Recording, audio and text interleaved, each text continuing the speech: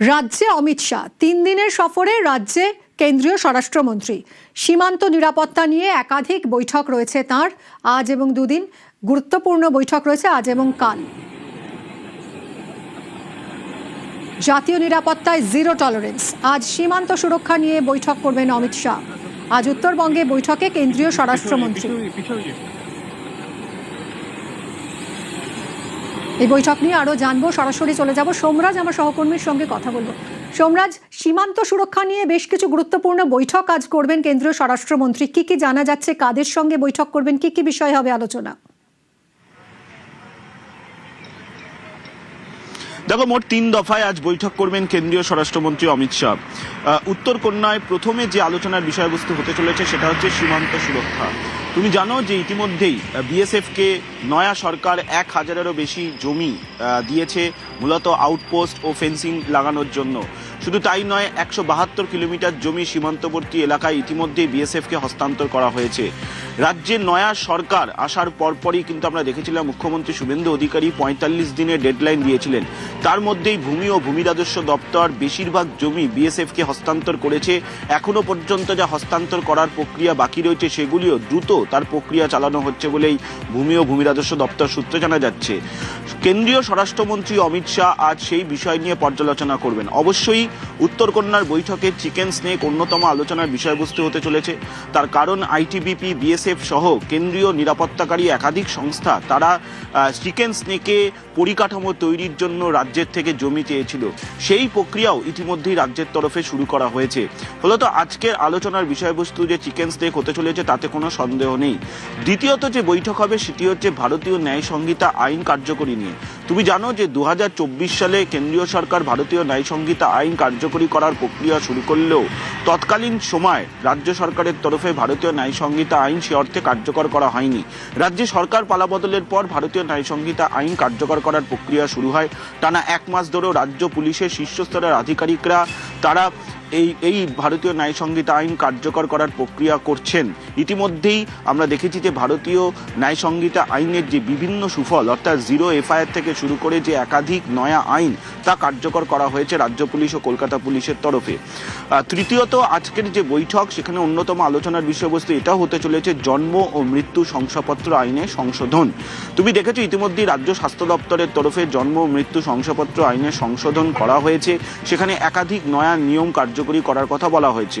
সূত্রের খবর, কেন্দ্রীয় সরকারের তরফেও চলতি বাদল অধিবেশনে, অর্থাৎ যে অধিবেশন কিছুদিনের মধ্যেই শুরু হবে, সেই অধিবেশনেও জন্ম মৃত্যু শংসাপত্র আইনের নয়া বিল পেশ করা হতে পারে। তা নিয়েও আলোচনা করতে পারেন কেন্দ্রীয় স্বরাষ্ট্রমন্ত্রী অমিত শাহ। উত্তরবঙ্গের একাধিক জেলা যেহেতু সীমান্তবর্তী জেলা, তাই আজকের বৈঠকে সীমান্তবর্তী জেলার জেলাশাসক, পুলিশ সুপার এবং রাজ্য পুলিশের শীর্ষস্তরের আধিকারিকরা উপস্থিত থাকবেন। গতকালই শিলিগুড়িতে এসে পৌঁছেছেন মুখ্য সচিব, স্বরাষ্ট্র সচিব সহ রাজ্য প্রশাসনের একাধিক আধিকারিকরা। ফলত আজকে দুপুর 2টোর পর থেকে উত্তরকন্যায় যে দফায় দফায় বৈঠক হবে, সীমান্ত সুরক্ষার দিকে বিচার করলে এই বৈঠক যথেষ্টই গুরুত্বপূর্ণ হতে চলেছে। পাশাপাশি কেন্দ্রীয় স্বরাষ্ট্রমন্ত্রী অমিত শাহ আজ ভারত বাংলাদেশ সীমান্ত এলাকার পরিদর্শনেরও কথা রয়েছে। বেশ, সোমরাজ, 3 দিনের সফরে আসছেন কেন্দ্রীয় স্বরাষ্ট্রমন্ত্রী। সীমান্ত নিয়ে গুরুত্বপূর্ণ বৈঠক তো আজ রয়েছে, এছাড়া আর কি কি কর্মসূচি রয়েছে তাঁর এবারের বঙ্গ সফরে? দেখো, আজকে এই উত্তরবঙ্গের বৈঠক শেষ করার পর তিনি কলকাতায় ফিরে যাবেন। আগামীকাল কলকাতায় সৌজন্যতে গুরুত্বপূর্ণ একটি বৈঠক রয়েছে, যেখানে সব জেলার জেলাশাসক, পুলিশ সুপার, পুলিশ কমিশনারদের সঙ্গে তিনি বৈঠক করবেন। মূলত আইন শৃঙ্খলা নিয়েই এই বৈঠক, যেখানে দক্ষিণবঙ্গের সব জেলার জেলাশাসক, পুলিশ সুপার, পুলিশ কমিশনাররা থাকবে। সেখানেও ভারতীয় ন্যায় সংহিতা আইন কার্যকর নিয়ে এবং তাছাড়াও রাজ্যের আইন শৃঙ্খলা পরিস্থিতির একাধিক বিষয় নিয়ে পর্যালোচনা করা হবে বলেই মনে করা হচ্ছে। যে বৈঠক আগামীকাল আলিপুরের সৌজন্যতে হবে। তারপর কলকাতার ন্যাশনাল লাইব্রেরিতে একটি অনুষ্ঠানে যোগ দেওয়ার কথা রয়েছে কেন্দ্রীয় স্বরাষ্ট্রমন্ত্রীর, এবং তারপর বহু প্রতীক্ষিত হাওড়ার সাঁকরাইলে আমুল প্ল্যান্টের শিলান্যাস বিশ্ব বাংলা কনভেনশন সেন্টার থেকে করবেন কেন্দ্রীয় স্বরাষ্ট্রমন্ত্রী অমিত শাহ। তুমি জানো যে আমুল প্ল্যান্টের জন্য 600 কোটি টাকা বিনিয়োগ হতে চলেছে রাজ্যে। সেই প্ল্যান্টেরই আনুষ্ঠানিক শিলান্যাস কেন্দ্রীয় স্বরাষ্ট্রমন্ত্রী অমিত শাহ করবেন। অনেক ধন্যবাদ সোমরাজ। 3 দিনের বঙ্গ সফরে অমিত শাহ কেন্দ্রীয় স্বরাষ্ট্রমন্ত্রী। আজ উত্তরবঙ্গে গুরুত্বপূর্ণ বৈঠক রয়েছে তাঁর সীমান্ত সুরক্ষা নিয়ে, এবং আজ রাতেই কলকাতায় ফিরবেন, এবং তারপর আগামীকাল দক্ষিণবঙ্গের সব জেলার ডিএমএসপিদের নিয়ে বৈঠক করবেন কেন্দ্রীয় স্বরাষ্ট্রমন্ত্রী।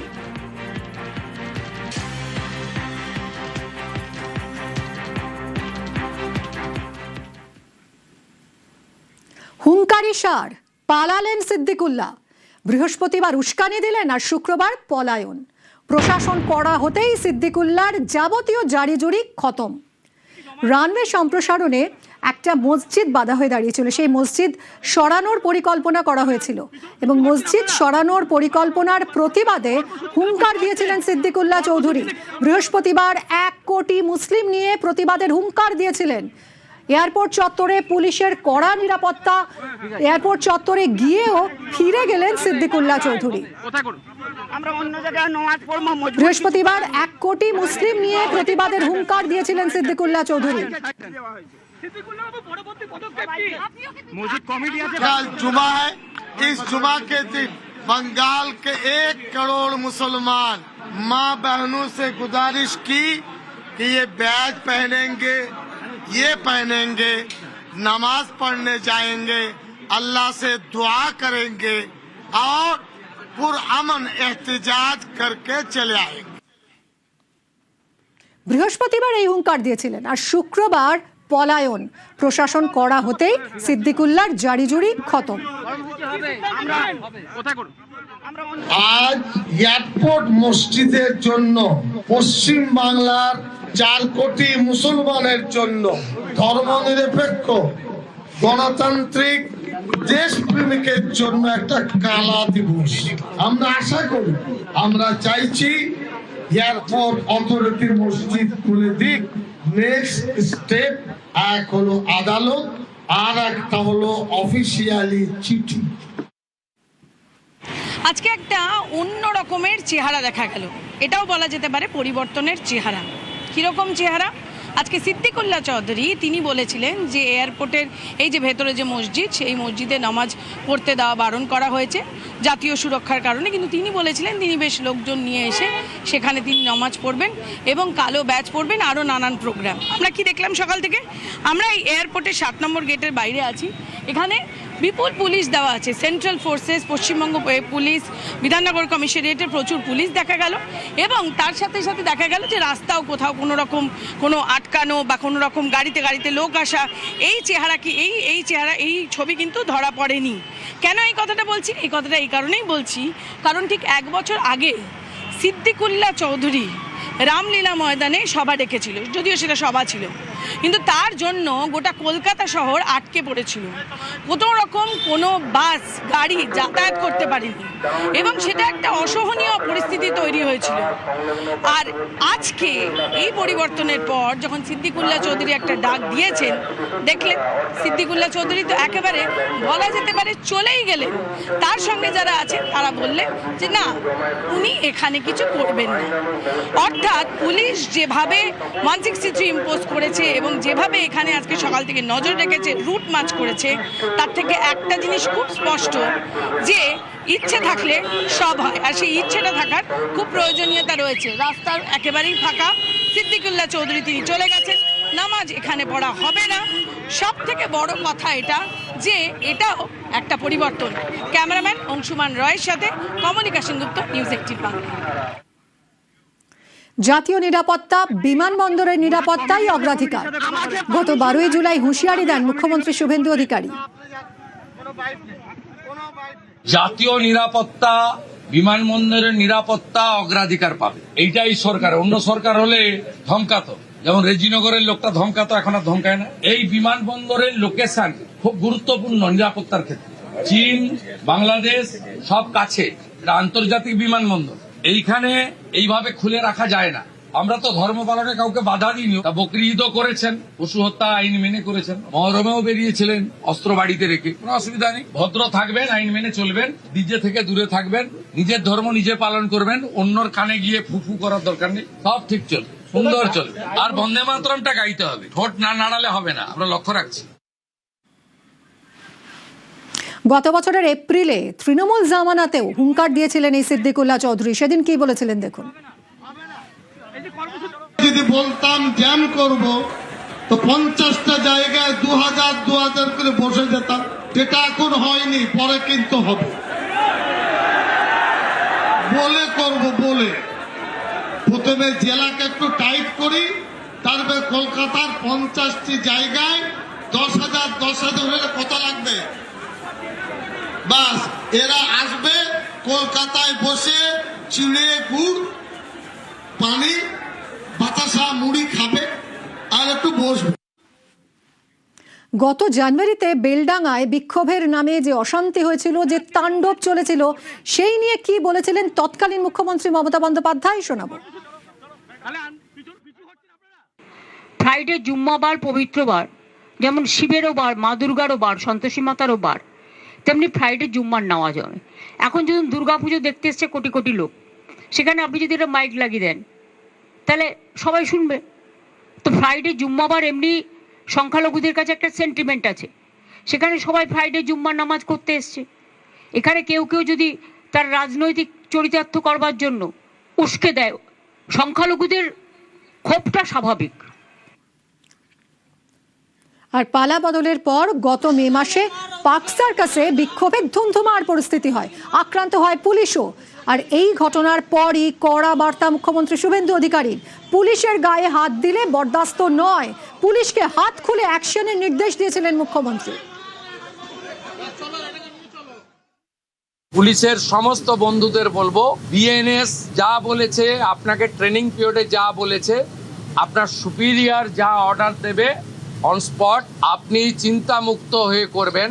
কে কোন দল করেন, কে কোন ধর্মের লোক, কে কোন সম্প্রদায়ের লোক, কে কোন প্রভাবশালীর ক্লোজ লোক, তার এগেনস্টে অ্যাকশন নিতে গেলে 5 বার ভাবতে হবে। আপনারা এই চিন্তা মুক্ত করুন। আর পার্ক সার্কাস সহ যেখানে যেখানে বিগত দিনে এই ধরনের ঘটনা ঘটিয়েছেন, আপনারাও কান খুলে শুনে রাখুন, এটা আপনাদের শেষ ঘটনা। এরপরে আর কোনো এই ধরনের অ্যাকশন আমরা করতে দেব না। যদি করেন, আমার থেকে খারাপ কোনো পুলিশ মন্ত্রী হবে না। প্রতিবাদের নামে গুন্ডামির দিন শেষ, বদলের বাংলায় পুলিশেও বদল। মুখ্যমন্ত্রীর কড়া বার্তার পরই অ্যাকশনে পুলিশ। 17ই মে বিক্ষোভের নামে রণক্ষেত্র চেহারা নেয় পার্ক সার্কাস। কিভাবে ডান্ডায় ঠান্ডা করতে হয় বুঝিয়ে দেয় পুলিশ। আসানসোলেও বিক্ষোভের নামে তাণ্ডবে জিরো টলারেন্স।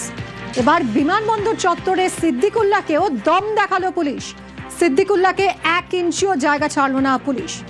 বিমানবন্দরে দুর্ভেদ্য ব্যারিকেড তৈরি করে পুলিশ। জমায়েতের শুরুতেই প্রতিবাদের শেষ, হুঙ্কারি সার। পুলিশি কড়াকড়িতে পালালেন সিদ্দিকুল্লাহ চৌধুরী।